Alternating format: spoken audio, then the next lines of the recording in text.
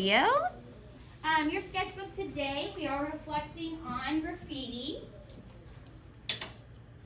Actually, I'm going to go ahead and turn both these lights off. Sorry. Okay.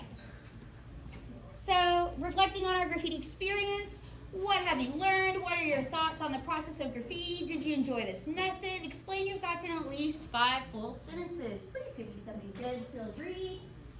And your thoughts in your own words. Okay? Now, once you turn in your sketchbook, we're going to start talking about graffiti. Okay, so another type of graffiti, more alternative, is the chalk graffiti. It is not meant to be permanent, just like spray paint graffiti. It is meant to be temporary. It is still art for the everyday man, the rich, the poor. It's out in the open in public. You don't have to pay to see it. So it still fits this graffiti idea. Looking at this example, I thought this was a great example of just images. And they've used some of those techniques like adding a shadow, using more than one surface to create this more 3D effect with their artwork. Excuse me. So, we've got this nice little pig here who may be celebrating a birthday. He's got a little cupcake right here. The shading around it and the view that we're looking at it, like I said, makes it look like it's kind of 3D, right? And we've got this little guy, again, using more than one surface. It looks like his fingers are really kind of poking around the side of his corner here. We have, like, bench seating or, what would you call this, like flower bed like this in our courtyard. So I thought this was a really good example of the use of those. We've got another example of a more 3D or illusion art, right? We talked about taking those letters and just drawing them back to that vanishing point, whereas this is taking that idea to a whole nother level, right? We've created depth here by making everything really tight and small as it goes back into space, but also as it goes down into the water. We've got these awesome textures here. We've got this rocky, broken texture. We've also got the water here with lots of highlights and values. And then looking at the 2 characters here, what kind of animals are these? Octopus. Shark and an octopus, right? We know that because of the very quality details that this artist has used, right? If you wouldn't have given him all these wrinkly details and this big sharp mouth and the pointed nose and use these colors, it could be some other type of big toothed monster, okay? Same thing with this guy down here. I know it's an octopus and not a jellyfish because of the certain details he's used. So whenever I come by and I push you and say, add more detail, this is what I'm talking about. We can look at this image without the artist standing next to it and explaining it to us. It's very clear, very organized, put together. The idea is very blatant there in your face. So this was another great example, also kind of scary. Now this might be the type of graffiti that you may want to do, something that's just got a very cute visual or something that's very symbolic with a positive message.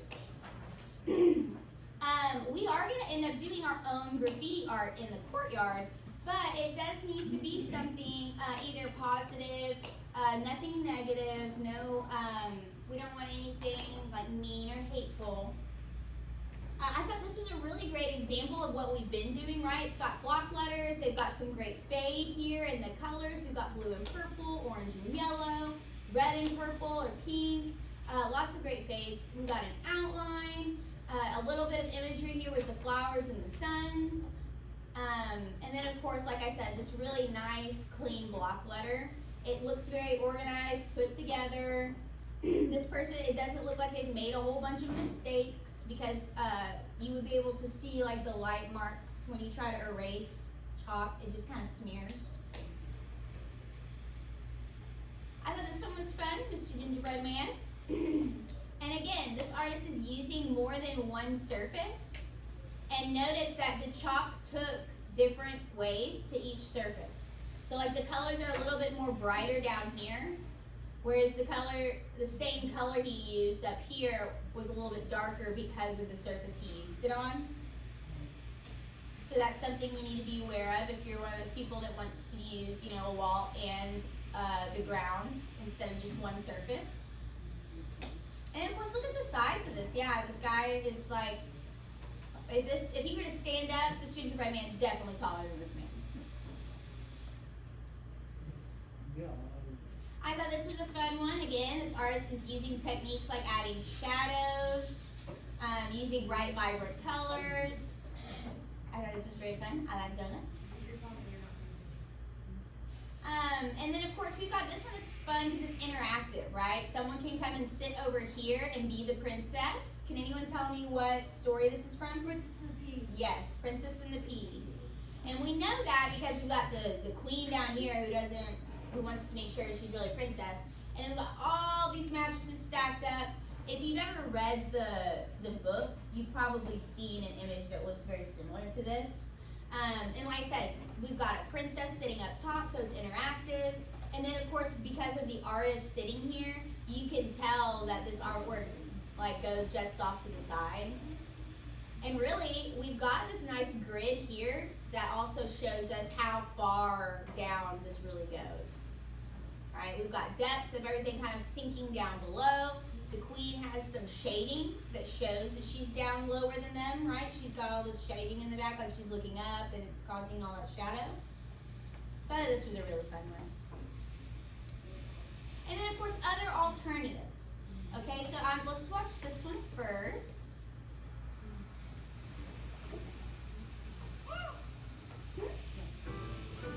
I like his enthusiasm. My name is Peregrine Church. I make things that make the world a more interesting place, like a rainwork. Rainworks are pieces of street art that only appear when they're wet, and they're messages or images designed to make people's rainy day a little bit better. Seattle is associated with rain, it's fair to say, and Rainworks just all it needs to be is wet, so it's sort of the ideal Seattle art. So the stuff that makes Rainworks is biodegradable, environmentally friendly, and completely non-toxic. The essential ingredient when making Rainworks is the super hydrophobic coating. Okay, let's see how it works on the never-wetted shirt. So you already started on the shirt, all right? That is a chemical that when you put it on the surface will prevent that surface from getting wet. I was browsing the internet one day and stumbled across a viral video, and the video showed like really vivid images of like red wine pouring off a white shirt and chocolate syrup pouring off white shoes and people getting buckets of water thrown on them and they're like totally fine. And I'm like, well, that's super cool. What can I do with this? It's a spray on substance, so it made sense. Like, what if you spray it through a stencil? So if you put it on concrete, well, ideally it'd be invisible. Instead of the concrete getting dark, the water will just roll right off it and it'll stay light colored. The contrast can be used to create an image. The very first one I did then stayed dry out there and had a bunch of raindrops falling in. It was on a bus stop. And now there's about 25 to 30 Rainworks out there. There's a lily pad and pond with frogs hopping between them in Ballard. There's I Heart Rain in UW. At 4th and Bell it says, worry is a misuse of the imagination. There's Today's Weather, rain in Fremont. There's Proud to be Rainy in Capitol Hill. There is Hopscotch at the Junction in West Seattle, and we want to make way more. I mean, it's gonna rain no matter what, so why not do something cool with it?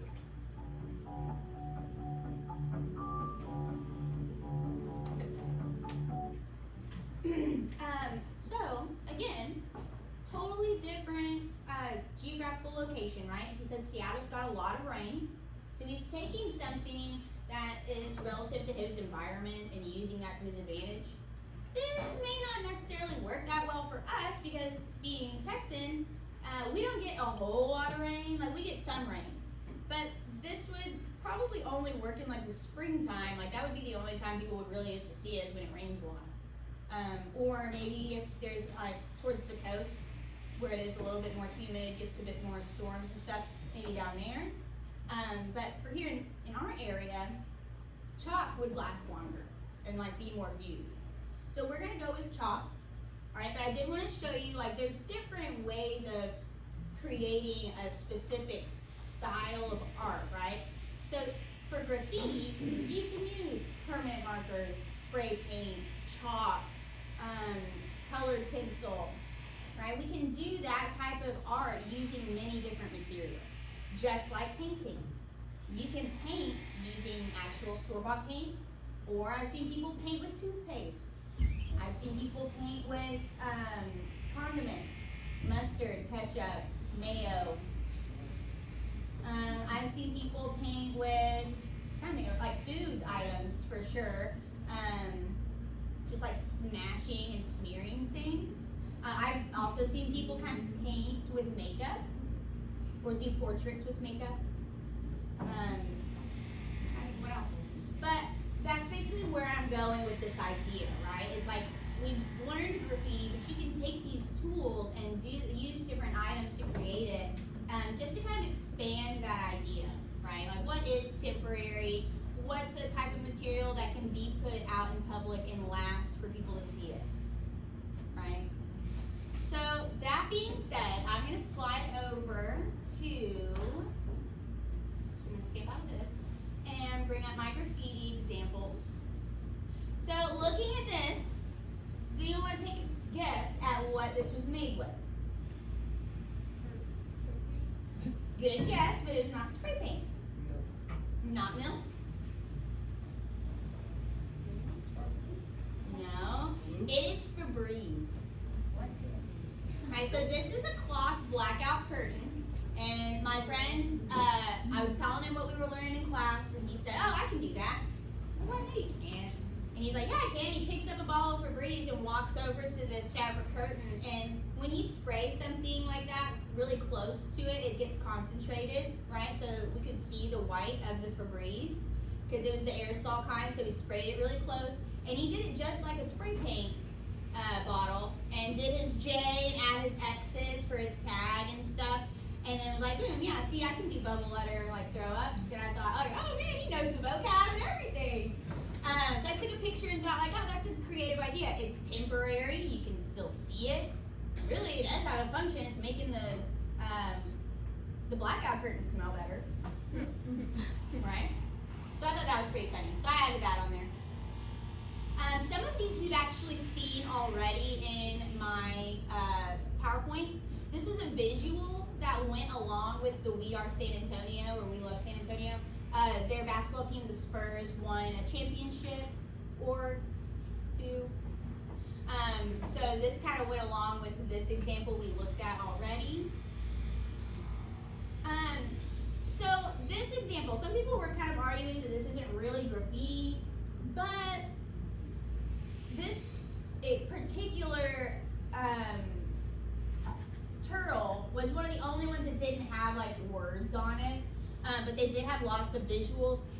There's like many turtles throughout Galveston, so there's sculptures, right? It's a whole series, and artists went and painted different scenes onto these tortoises. So this is a form of graffiti art, right? You can still walk by, it has a message. Some people did do spray paint. And of course it's telling a story, and it's for every person. This one was also in our example. This one was also in our example. This one wasn't, but it went along with the other ones. Very tourist related, as far as it has a lot of items around the place you're in, right? They're saying, this is Galveston. They have lots of military and like police, firefighter, memory type museums and things like that in Galveston, it being on the ocean front. And then of course we can see some motorcycles down here. We see obviously some beach information. Lots of animals over here. And you see like wolves. Some people were like, they're not wolves in Galveston. There are at the zoo, right? They've got a zoo and an aquarium down there where they've got other mammals. Okay. pretty fun. Here's another one we saw again in Galveston, very Galveston-y. This one's from Austin. Taco Bell loves Austin, so it's very obvious who commissioned this piece, right? It's obviously on the side of Taco Bell. Excuse me. It's very clean, easy to read, very bright, so it stands out. It's got a very clear style here with the polka dots, kind of comic booky. This one actually goes with this. So this is the original one, which this guy was coming back and like touching up. And it says, "Hi, how are you?" And then this church across the street decided to use that as a form of advertisement. So they replied back to the restaurant across the street. So I thought that was kind of funny. So this one, like I said, the original says, "Hi, how are you?" And it's on the side of some like restaurant. And then the church across the street said, "Doing just fine. Want to join us for Mass?" So they've, again, taken that and used it to their advantage and made it advertising. It's interactive, right? Oh, that wasn't all of them. Here's another one from Austin. Again, very tourist related as far as trying to tell you everything about Austin in one picture. Lots of biking, we see churches, we see notable buildings like the Capitol, the UT clock tower, some old vintage, historic houses as well. Some stamps, postage marks. These are some examples of postcards right up here. And you've got this really nice fisheye design. It's kind of interesting. I took this one just so that you could kind of see the size as well. It took up a whole building. This was the Nike example from the PowerPoint. I actually did find the video, so it's in here. His name is Mickey. And that's me. And this one was a fun, like, interactive Instagram type of mural, so I posed with that. I thought this one was kind of fun because they added, someone went by and looked at this old payphone that they ripped the phones out of and decided to kind of add stuff to it to make it kind of like a street art piece. So there's a tag right up top, and then we see some stickers, but then we also see that someone has like glued on this robot face. So it kind of looks like a Decepticon. That's what it reminds me of from like Transformers. I thought that was kind of cool. This one, Smile, but it's done with like string, and over time the weather and stuff will stretch that string out and it'll fall off or break, or someone will come by and cut it. This was on a running trail along the riverside underneath the South Congress Bridge, where a lot of tourists would come and hang out and watch the bats fly. So this is where me and Miss McGee went, and I looked over the running trail and saw this, and I thought, oh my gosh, that's a perfect example of an alternative type of graffiti. It's block letters. They've used 3D, right? So you can see this 3D element down at the bottom, and some of it you can see on the sides of it. And it's even got an outline. So this, like I said, I thought this was just a really good example, and I liked the message, right? It's just in nature, you're running, and it just kind of makes you smile. Oops. Oh, here's the video.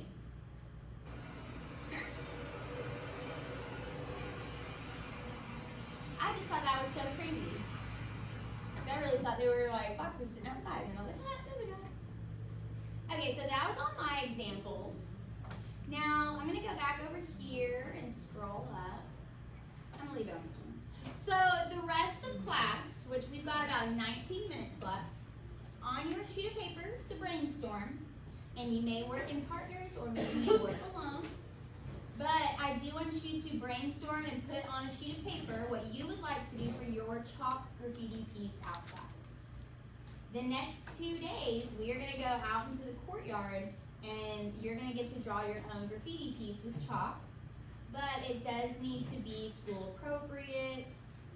It could be a positive message, it could be song lyrics, it could be characters like from the Smurfs, right? It could have some type of word, it doesn't have to have words, you can draw characters. I've got some people that wanna draw people that's fine, as long as it's school appropriate, and as long as it's not scribble scrabble.